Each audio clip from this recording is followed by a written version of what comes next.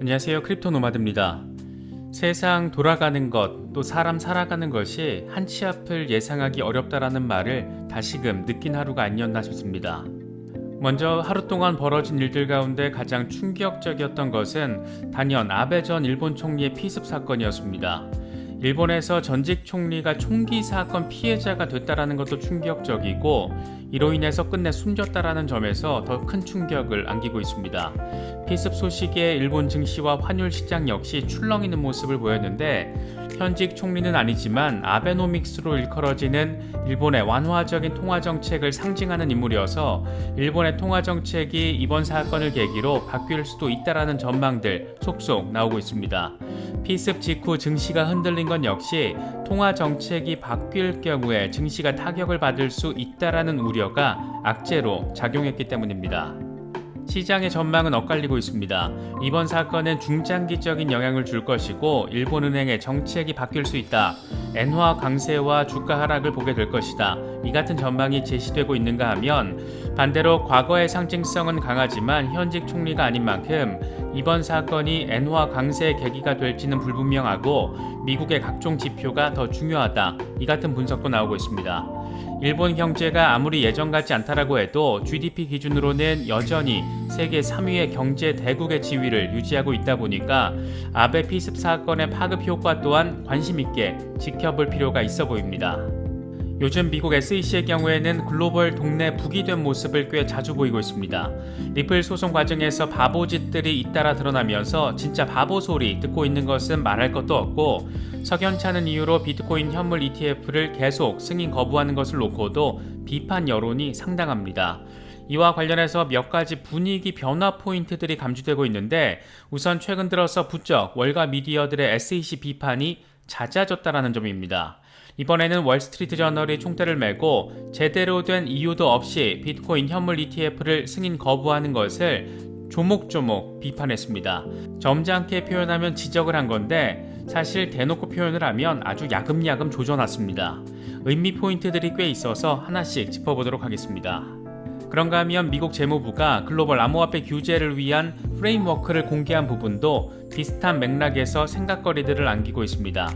이게 핵심 포인트 가운데 하나가 이 세계 금융 시스템 내에서 미국의 리더십을 강화하는 것이다. 이렇게 제시가 되어 있는데, 사실 지금 미국 빼고 전 세계 각국에서 비트코인 ETP 상품을 승인한 것만 놓고 봐도 미국은 이미 리더십보다는 펠로우십에 더 가까운 모습을 보이고 있습니다. 결국 미국 SEC가 석연찮은 이유로 시대를 역행하고 있는 가운데 미국 재무부가 미국 정부의 지향점을 밝힌 것이어서 이번 재무부의 발표 역시 SEC 입장에서는 수세적인 관점에서 바라볼 여지가 다소 존재한다라고 바라볼 수가 있습니다.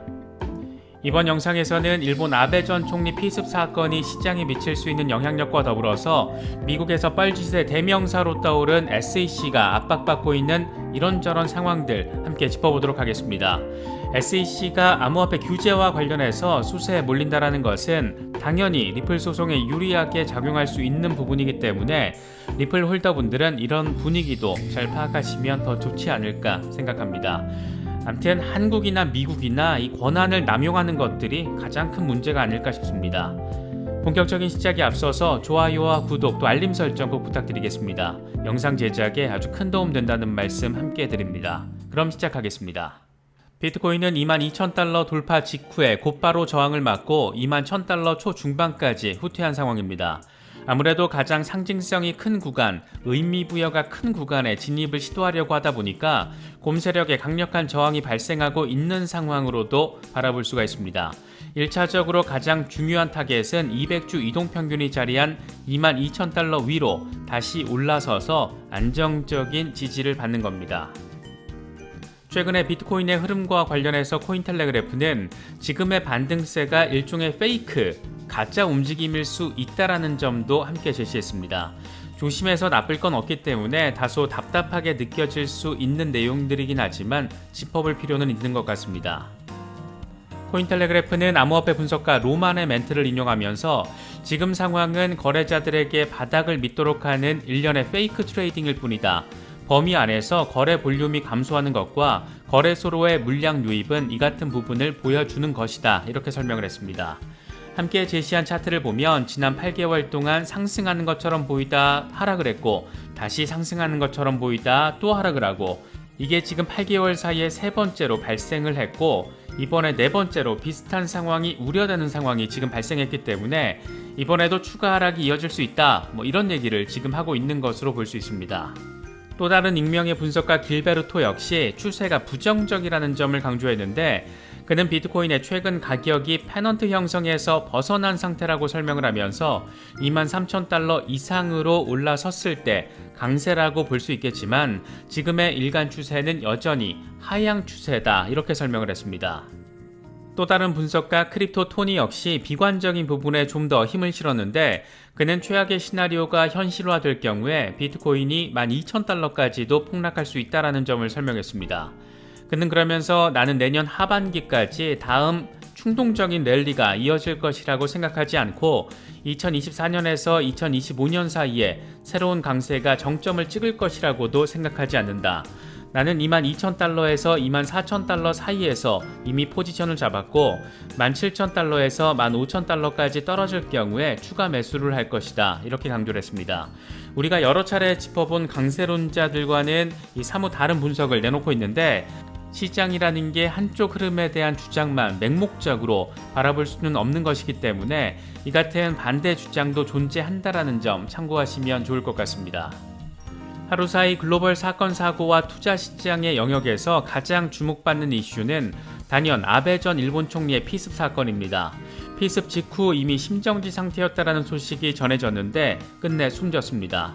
여전히 영향력이 막강한 고위 정치인이 피격당했다라는 것도 그 자체만으로도 충격적이지만 총기 사건이 드문 일본에서 이 같은 일이 벌어졌다라는 점, 사건 발생 하루도 지나지 않아서 끝내 숨졌다라는 점에서 그 충격의 강도를 더 키우는 것 같습니다. 아베 전 총리의 피습 소식이 전해지자마자 일본의 증시와 환율 시장은 출렁이는 모습을 확인했습니다. 아베 전 총리는 재임 당시 아베노믹스로 일컬어지는 강력한 통화 완화 정책의 주창자였습니다. 2013년 취임 직후부터 시중의 통화량을 2배로 늘리는 등 공격적인 양적 완화 정책을 단행했고 이후 지금까지 총리가 2번이나 바뀌는 과정에서도 아베노믹스를 기반으로 한 통화 정책은 현재 진행형으로 지금까지 남아 있습니다. 그래서 아베 전 총리 피격, 심정지 상태 이런 소식들이 전해지자마자 아베노믹스 기반의 정책이 수정될 가능성, 그렇게 통화 정책이 바뀔 경우에 증시가 타격을 입을 가능성 이런 것들이 더해지면서 시장을 흔들었다라는 분석입니다. 이와 관련해서 마찌이 증권의 분석가 토미이치로 쿠보타는 블룸버그와의 인터뷰에서 이번 사건은 장기적으로 영향을 줄 것이다. 시장은 상당한 수준의 엔화 강세와 주가 하락을 보게 될 것이다. 아베는 일본은행을 강력하게 지지해 왔는데 이제 일본은행은 정책이 바뀔 수 있다. 이렇게 진단을 했습니다. 반면 세이손 에셋 매니지먼트의 테치오 세시모는 블룸버그와 역시 인터뷰에서 아베 전 총리는 일본 통화 완화 정책의 정신적인 지주였다. 이번 사건은 단기적으로 충격을 주겠지만 장기적으로 시장에 미치는 영향은 크지 않을 것이다. 이렇게 내다봤습니다. 우리 입장에서는 과연 일본의 통화 정책이 우리의 투자 계좌에 어떤 영향을 미칠 것인가 이런 부분이 핵심 화두가 될 수밖에 없는데 먼저 지금 일본은 통화 완화 정책을 고수하면서 엔화 약세에 직면해 있는 상태입니다. 만약 일본은행이 정책을 반대 방향으로 지금의 미국 연준이나 영란은행처럼 금리 인상 기조로 바뀌게 될 경우에 엔화는 강세 반전할 가능성이 높습니다. 일본이 아무리 요즘 빌빌거린다라고 해도 여전히 세계 3위의 경제 대국으로 꼽히고 있는 만큼 일본이 이렇게 정반대로 정책을 바꿀 경우 세계 금융시장에 나름의 충격파를 안길 수밖에 없습니다. 특히 만약에 일본 중앙은행이 통화정책을 바꿔서 엔화가 강세를 보이는 과정에서 지금의 달러 강세에 제동을 거는 역할까지 하게 된다면 달러와 역상관 관계를 가진 비트코인 등은 오히려 상승 국면에 접어들 가능성을 조금 더 높일 수도 있습니다. 특히 엔화가 강세를 보이면서 안전자산 성격을 강화하게 될 경우 개도국의 자금 이탈을 불러일으킬 수가 있는데 이럴 경우에 이들 국가들은 달러 강세와 함께 엔화 강세까지 감당을 하는 상황에 직면하게 됩니다. 아베 전 총리 사망 이후에 일본 중앙은행의 정책 변화는 마치 무슨 도미노 효과 내지는 나비 효과처럼 세계 곳곳에 다양한 방식으로 충격파를 안길 수도 있는 겁니다. 물론 아직 결정된 것은 아무것도 없지만 너무도 강력하게 일본 사회를 감쌌던 아베노믹스의 당사자가 피격 사건으로 세상을 떠나면서 이래저래 관심도가 높아지는 것은 어쩔 수가 없는 것 같습니다. 미국에서는 미국 재무부가 암호화폐 규제 프레임워크를 발표한 것과 또 이게 우연인지 모르겠지만 같은 날 월스트리트 저널이 게리 겐슬러 미국 SEC 위원장을 조지는 기사를 내놓은 게 상당히 눈에 띕니다. 먼저 미국 재무부가 발표한 글로벌 암호화폐 규제 프레임워크입니다. 바이든 대통령의 암호화폐 행정명령에 따라서 발표된 첫 번째 규제 프레임워크라고 할 수 있습니다. 행정명령이 나왔던 게 지난 3월이었으니까 넉 달 만에 첫 번째 프레임워크가 나온 겁니다. 이번 프레임워크에 담긴 정책 목표는 암호화폐 잠재적 불법 금융 사용 사례를 줄이고 세계 금융 시스템에서 미국의 리더십을 강화하는 것에 초점이 맞춰져 있습니다. 특히 이번 프레임워크에는 미국은 국제 파트너들과 디지털 결제 아키텍처와 CBDC 개발 기준에 대해서 지속적으로 협력을 해서 결제 비효율을 낮추고 새로운 결제 시스템이 미국의 가치와 법적 요건에 부합하도록 해야 한다, 이렇게 강조를 하고 있습니다. 그러면서 이번 프레임워크는 미국의 핵심인 민주주의의 가치가 존중되도록 보장하기 위한 것이다. 소비자와 투자자, 기업 보호, 글로벌 금융 시스템의 안전과 상호 운용성이 중요한 가치다, 이렇게 설명을 했습니다.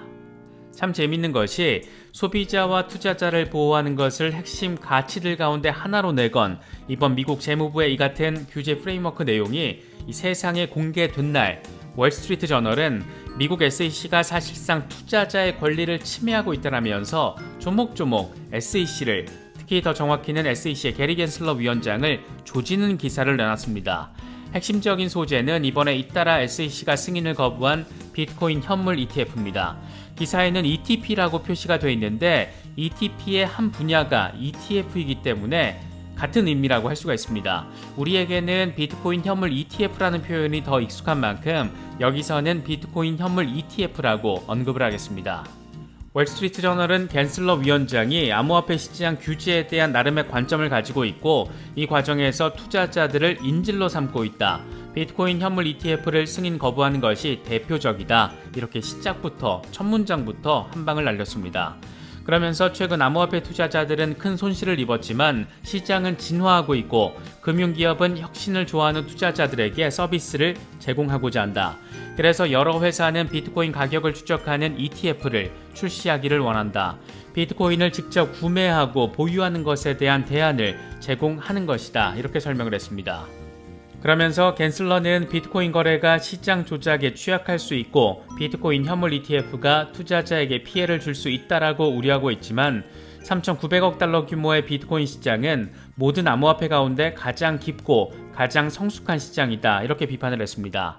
그러면서 겐슬러 위원장은 비트코인 ETF 승인을 거부를 하면서 현물 비트코인 ETF는 전통적인 상품이나 증권 시장에서 활용되는 보호 범위를 넘어서는 조작에 대해서 문제가 없다라는 걸 입증해야 한다, 이렇게 말을 했는데 비트코인 거래는 암호화폐 거래소에서 발생하기 때문에 이건 애시당초 지금 상황에서는 충족할 수 없는 조건이다. 그는 이걸 알고 있다.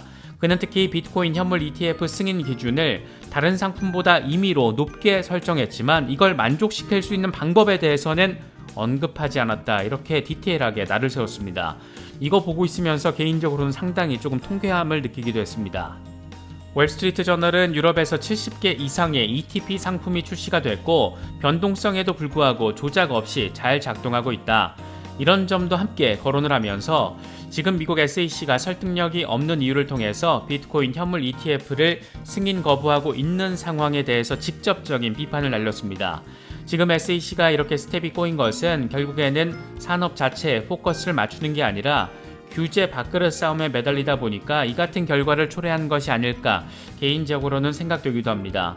그렇다 보니까 세계 시장 전반에서 봤을 때 가장 이 분야에서 지금 뒤처지는 나라가 미국이 되어버린 아이러니가 현실화됐고 SEC가 제대로 갈래치기를 하지 못하는 상황에서 미국 재무부가 적극적으로 나서서 미국의 금융산업 리더십을 언급하는 상황이 지금 벌어지고 있는 겁니다. 의지는 리더십인데 현실은 펠로우십, 이런 다소 희한한 상황이 지금 세계 최강이라고 하는 미국에서 벌어지고 있는 겁니다. 월가의 미디어들이 이렇게 SEC에 대한 비판적인 기사들을 지속적으로 쏟아내기 시작하는 것을 보면 SEC의 버티기식 행태도 어느 시점에서는 제동이 걸리게 될 것이라는 점을 생각해 볼 수가 있습니다. 아마도 리플 소송 이후에 상품과 증권에 대해서 1차적인 기준에 대한 갈래가 터지면 비트코인이 내년에 한창 상승세를 탈 때 덜컥 현물 ETF를 승인해버리지 않을까 그런 생각이 들기도 하는데, 어쨌든 확실한 건 지금 미국 SEC의 정책 추진 행태가 시간이 갈수록 바보 같은 점을 증명을 하면서 욕을 어마어마하게 얻어먹고 있다는 겁니다. 한 나라의 유력 정치인과 우리 같은 소시민의 일상을 비교하는 것은 무리일 수도 있겠지만, 사람의 일이라는 건 늘상 느끼는 것이지만 한 치 앞을 내다보기 어려운 것 같습니다. 그래서 까르페디엠, 지금 이 순간을 즐겨라, 이런 표현이 오늘 유난히 생각나는지도 모르겠습니다. 투자도 좋고 수익도 중요하지만 내 일상의 까르페디엠에 대해서도 생각해 보시면 어떨까 싶습니다. 이번에 준비한 영상은 여기까지입니다. 영상이 도움이 되셨다면 좋아요와 구독 또 알림 설정 꼭 부탁드리겠습니다. 영상 제작에 아주 큰 도움 된다는 말씀 함께 드립니다. 언제나 성토하시기를 기원하겠습니다. 시청해 주셔서 감사합니다. 지금까지 크립토 노마드였습니다.